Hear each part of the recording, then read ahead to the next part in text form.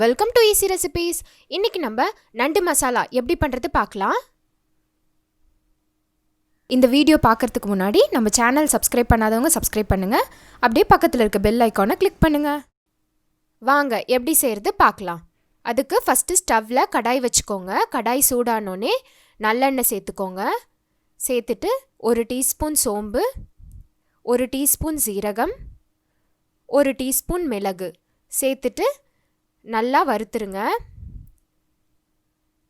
Flame வந்து medium ஃப்ளேம்லேயே வச்சுக்கோங்க. இப்போது சின்ன வெங்காயம் சேர்த்துக்கலாம். நான் இன்றைக்கி 1/4 கிலோ சின்ன வெங்காயம் எடுத்திருக்கேன். அதை இப்போ சேர்த்துக்கிறேன். நிறையெல்லாம் வேணாம், முழுசாகவே இருக்கட்டும். அப்புறம் 2 பச்சை மிளகாய் நறுக்க வேணாம், அதுவும் முழுசாகவே இருக்கட்டும்.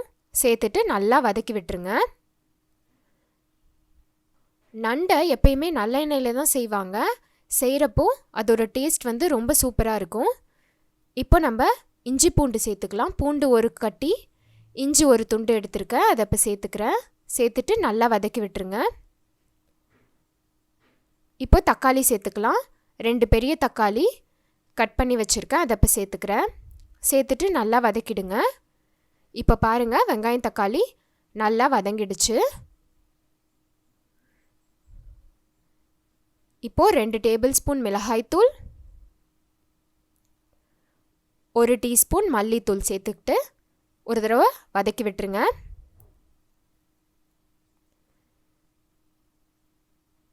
அதே மாதிரி நண்டை சின்ன வெங்காயத்தில் செய்யணும்.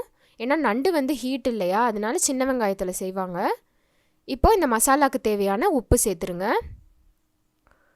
சேர்த்துட்டு ஒரு தடவை மிக்ஸ் பண்ணி விட்டுருங்க.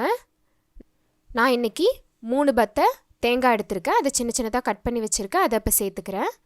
சேர்த்துட்டு நல்லா மிக்ஸ் பண்ணி விட்டுருங்க. இப்போ ஸ்டவ் ஆஃப் பண்ணிவிட்டு இதை நல்லா ஆற வச்சுட்டு மிக்சியில் போட்டு நல்லா அரைச்சிருங்க. இப்போ ஸ்டவ்வில் ஒரு பேன் வச்சுட்டு நல்லெண்ணெய் சேர்த்துக்கோங்க. எண்ணெய் சூடானோடனே 2 பட்டை 2 லவங்கம் சேர்த்துக்கிறேன். அப்புறம் கொஞ்சமாக சோம்பு,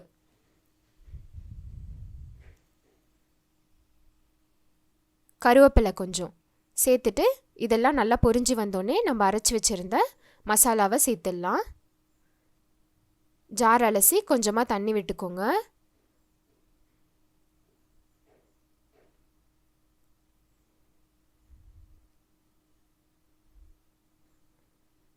உங்களுக்கு குழம்பு மாதிரி வேணும்னா இன்னும் கொஞ்சம் தண்ணி சேர்த்துக்கோங்க. நான் இன்றைக்கி மசாலா செய்ய போகிறதுனால கொஞ்சமாக தண்ணி சேர்த்துக்கிட்டேன். இப்போ நம்ம நண்டை சேர்த்துடலாம். நான் இன்றைக்கி 1/2 கிலோ நண்டு எடுத்திருக்கேன்.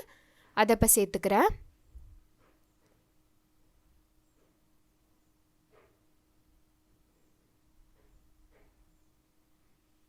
சேர்த்துட்டு ஒரு தடவை மிக்ஸ் பண்ணி விட்டுருங்க. மிக்ஸ் பண்ணி விட்டுட்டு ஹை ஃப்ளேமில் ஒரு 10 நிமிஷம் குக்கானா நண்டு நல்லா வெந்துடும். இப்போது 10 நிமிஷம் ஆயிடுச்சு. ஸ்டவ்வை மீடியம் ஃப்ளேமில் வச்சுட்டு இந்த மாதிரி ஒரு தடவை மிக்ஸ் பண்ணி விடுங்க.